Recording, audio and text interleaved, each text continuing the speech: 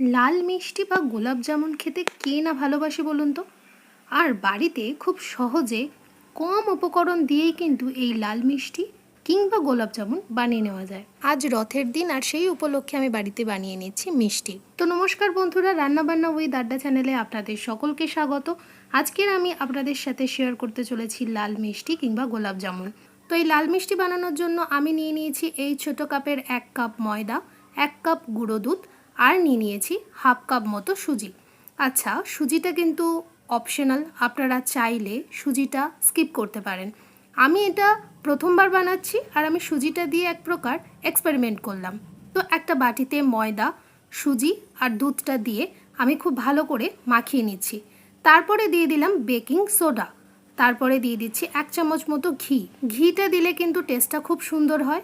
তারপরে দিয়ে দিলাম এলাচের গুঁড়ো। এবারে এই সব কিছু আমি ভালো করে মিশিয়ে নিচ্ছি। এবারে আমি দুধ ঢেলে দেব। দুধটা অল্প অল্প করে ঢালবো এবং সেই দুধটার সাথে এটা মাখিয়ে নেব। একটা ডো মতো তৈরি করব। তো তার জন্য আমি অল্প অল্প করে দুধটা ঢেলে দিচ্ছি, একেবারে আমি সবটা একসাথে ঢাললাম না।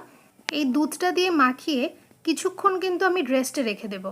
এই মাখানোটা কিন্তু একটু আঠালো আঠালো হবে, একেবারেই একটা শক্ত ডো আমি তৈরি করব না।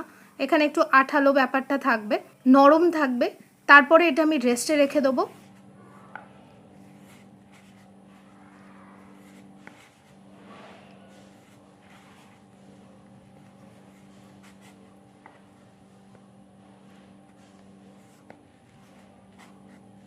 আমি আপনাদেরকে একটা জিনিস দেখাচ্ছি, লক্ষ্য করুন। ঠিক মাখানোটা এই রকম পর্যায়ে আসলে তখনই এটা রেস্টে দিয়ে রাখতে হবে।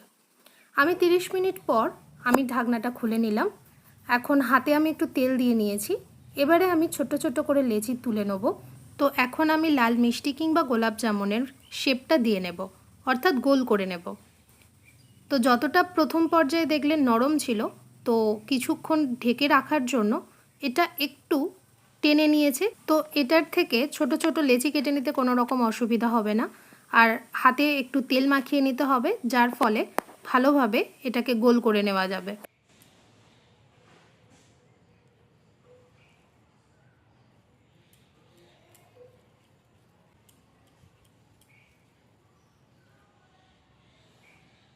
তো সবটাই গোল করা হয়ে গেছে। এবার আমি এগুলো ভেজে নেব। আমি কড়াইতে তেল দিয়ে রেখেছিলাম। কড়াতে যে তেলটা দিয়ে রেখেছি সেই তেলটা কিন্তু প্রচণ্ড গরম করা যাবে না।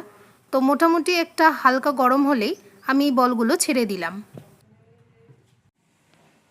একেবারে লো ফ্লেমে এটা ভাজা যাবে না।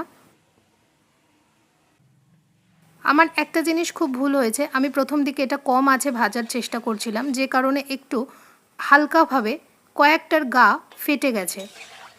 তো আপনারা দেখতেই পাচ্ছেন কিছু কিছু বলগুলোর গা কিন্তু একটু ফেটে ফেটে মতো গেছে। তো এটাকে মিডিয়াম হাই ফ্লেমে দিয়ে এটা ভাজতে হবে।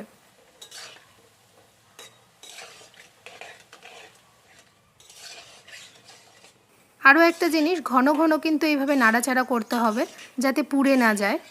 তো আমি সমানেই এটাকে নাড়াচাড়া করে নিচ্ছি। দেখতেই পাচ্ছেন কালার চেঞ্জ হয়ে এসছে।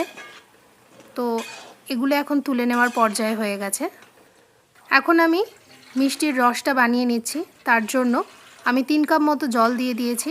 এবার এই জলের মধ্যেই আমি দিয়ে দিলাম পরিমাণ মতো চিনি। তারপরে আমি দিয়ে দিচ্ছি এলাচের গুঁড়ো।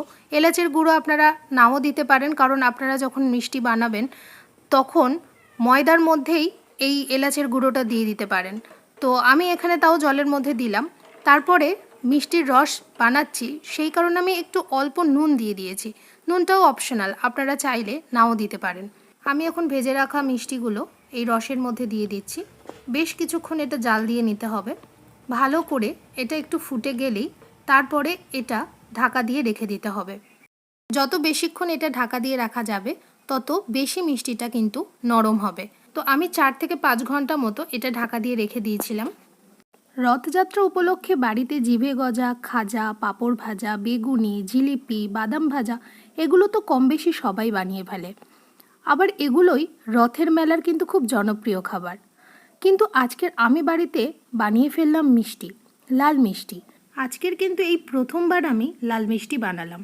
আমি এর আগে কখনো বানাইনি।